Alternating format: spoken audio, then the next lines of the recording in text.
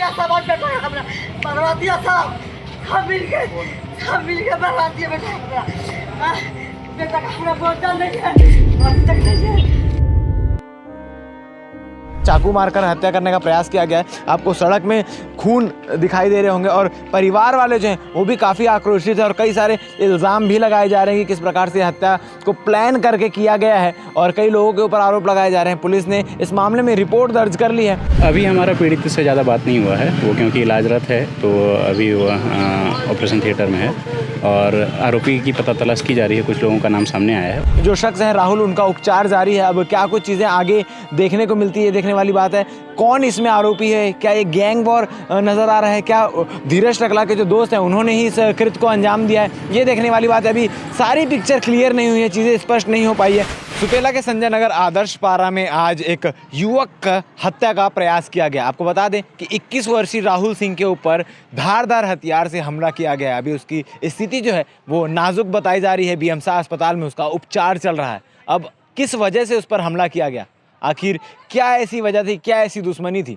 आपको बता दें कि आज से ठीक 5 महीने पहले नवंबर माह में दिवाली के बाद जब गौरा गौरी पूजा होता है तो शीतला तालाब में एक शख्स धीरज टकला लड़ाई करता है और लड़ाई करने के बाद धीरज टकला इसी स्थान पर, जिस स्थान पर मैं मौजूद हूँ, उसी स्थान पर आकर बैठता है, शराब पीता है। उस वक्त कुछ लोग उसका पीछा करते हुए आते हैं और धीरज टकला की हत्या कर देते हैं।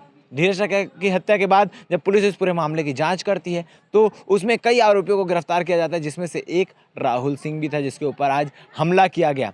आपको बता दें कि जब धीरज टकला की हत्या हुई थी तो कुछ महीने पहले ही वो जेल से छूटकर बाहर आया था। बिलासपुर हत्याकांड में उसका नाम था, जिसकी सज़ा वो जेल में काट रहा था।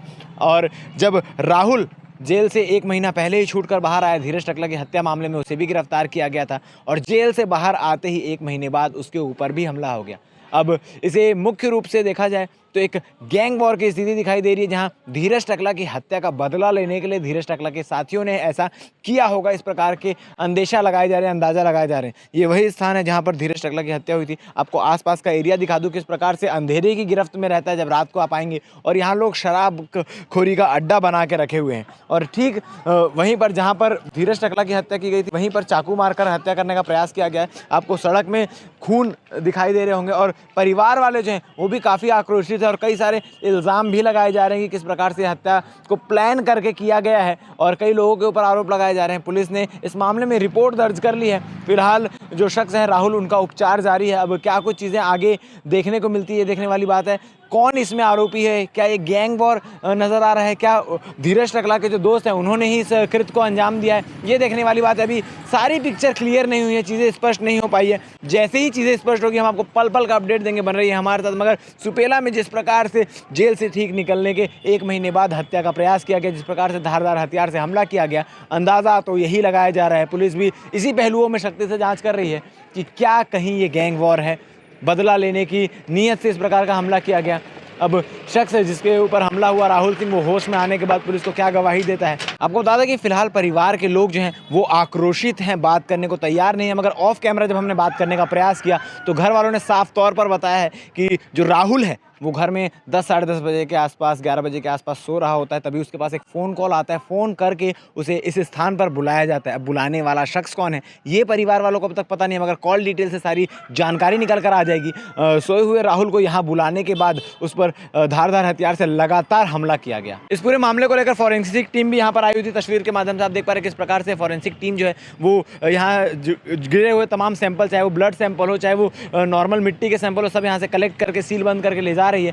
क्राइम डीएसपी यहाँ खुद मौजूद थे। इस पूरे मामले को लेकर क्राइम डीएसपी क्या कह रहे हैं, आप आगे बाइट में। ठीक है सर, सुपेला के लक्ष्मी मार्केट जो है उसके पीछे एक खूनी हादसा हुआ है, क्या कुछ मामला था? आज सुबह पुलिस को ये जानकारी मिली थी कि एक राहुला नामक व्यक्ति है जिसके ऊपर कुछ लोगों ने चाकू से हमला किया है। अभी व्यक्ति अस्पताल में इलाजरत है और आरोपियों की पता तलाश की जा रही है। क्या लग रहा है पूछताछ में आप लोग पूछताछ किए होंगे, आरोपी कौन है, कितने लोग थे, कहाँ से आए थे और किस सामान से वार किए थे? अभी हमारा पीड़ित से ज़्यादा बात नहीं हुआ है, वो क्योंकि इलाजरत है तो अभी वो ऑपरेशन थिएटर में है और आरोपी की पता तलाश की जा रही है। कुछ लोगों का नाम सामने आया है, उन्हें ढूंढ रहे हैं। तो सीसीटीवी फुटेज ऐसा कुछ सामने आया? अभी तक सीसीटीवी फुटेज नहीं देखा गया है, लेकिन जो आरोपियों के कुछ नाम आ रहे हैं उनको अभी तक पता तलाश किया जा रहा है। उसके उनके पकड़ने के बाद ही पता चलेगा कि पूरा मामला क्या है। सर पीड़ित की स्थिति क्या घटना कब की है? घटना आज सुबह की है। पीड़ित की स्थिति क्या है? पीड़ित की स्थिति अभी स्थिति बताई नहीं जा सकती है। डॉक्टर का कहना है कि बच भी सकता है और खत्म भी हो सकता है। पुरानी रंजिश है क्या कुछ? अभी इसकी जानकारी नहीं है। ये आरोपियों के पकड़ने के बाद पता चलेगा। कहाँ पे चोट लगा है? चोट कहाँ पे लगा है? सिर पर लगा है चोट। सर पीड़ित जो है आदतन अपराधी भी है सुबेला थाना का। अभी कुछ दिन पहले ही ये जेल से छूटा था। कितने लोग शामिल हैं सर? अभी वो आरोपी जब पकड़ाएंगे उसके बाद ही खुलासा किस करना मामले होना में अंदर पड़ेगा। था सर? वो मर्डर के मामले में गया था।